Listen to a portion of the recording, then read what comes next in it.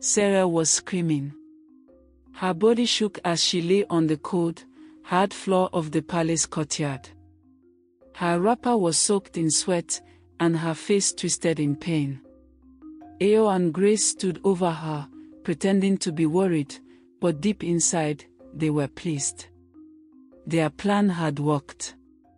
Sarah was the youngest wife of King Obadele. She was kind, quiet, and respectful. The king loved her the most, and that made the other wives jealous. Ao, the first wife, was the most powerful in the palace. She controlled everything and everyone. Grace, the second wife, followed her like a shadow, always eager to please her. The two women hated Sarah, but they pretended to like her.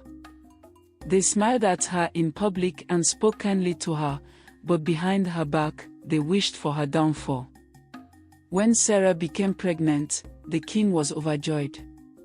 A priest had told him that her child would be special, a ruler who would bring peace and prosperity. Ao and Grace knew what that meant.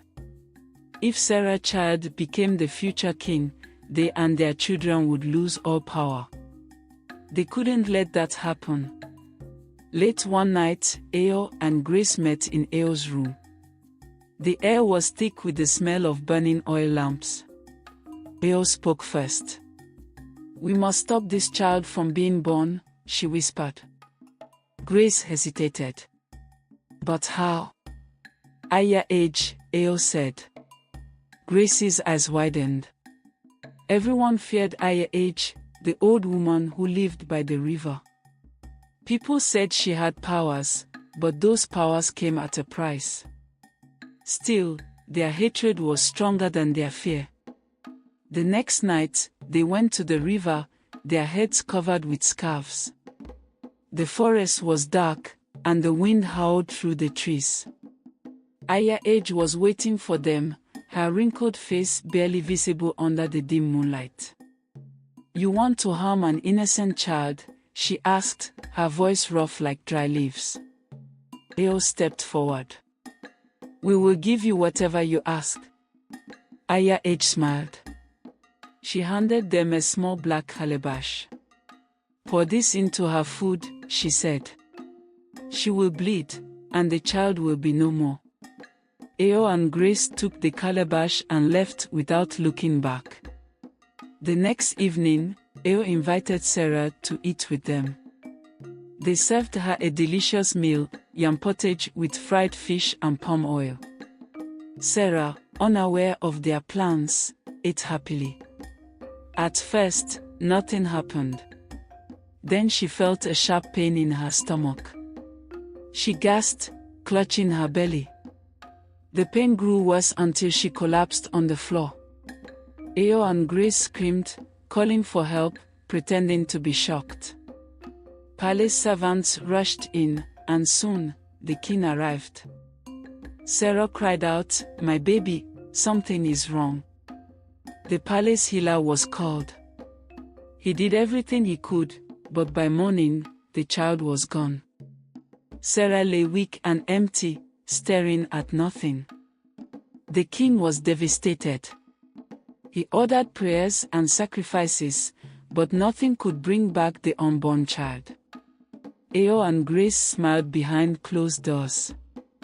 They had won. Days passed. Then weeks. Sarah didn't speak much. She spent her days by the river, staring into the water. One evening, an old woman sat beside her. "You are suffering," the woman said. Sarah looked up. The woman had soft eyes and a kind face. She didn't know who she was, but something about her felt familiar. Sarah broke down in tears. "They took my child," she whispered.